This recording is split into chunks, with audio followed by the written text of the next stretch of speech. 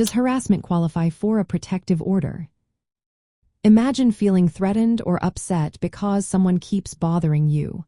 You might wonder if that can lead to a court order to keep them away.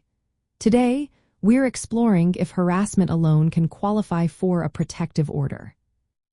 In family law, whether harassment qualifies depends on where you live and what kind of order you are asking for.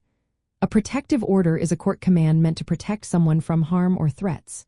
Usually, it covers physical violence, threats, stalking, or sexual assault. Harassment by itself might not always qualify, but it depends on how it's defined and the relationship between the people involved. A protective order usually requires the person asking for help, called the petitioner, to show there has been abuse or a threat of harm. Abuse can mean hitting, sexual assault, stalking, or serious threats that make someone fear for their safety.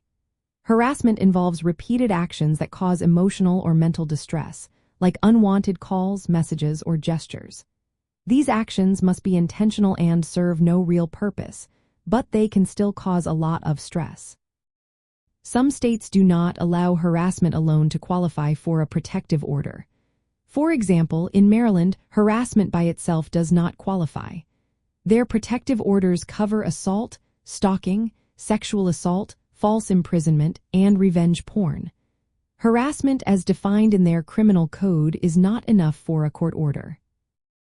Other states, like South Carolina, do allow restraining orders for harassment or stalking even if the people are not related or living together. But for family abuse protective orders, there has to be a relationship like spouses, co-parents, or household members.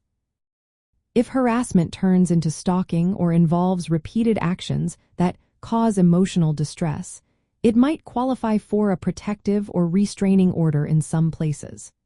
If the harassment includes threats or physical acts within a family or household, it can often lead to a family abuse protective order. Outside of family relationships, victims can seek restraining orders or peace orders for harassment that does not involve physical violence or a qualifying relationship. It's important to check your state's laws to see what counts as abuse or harassment.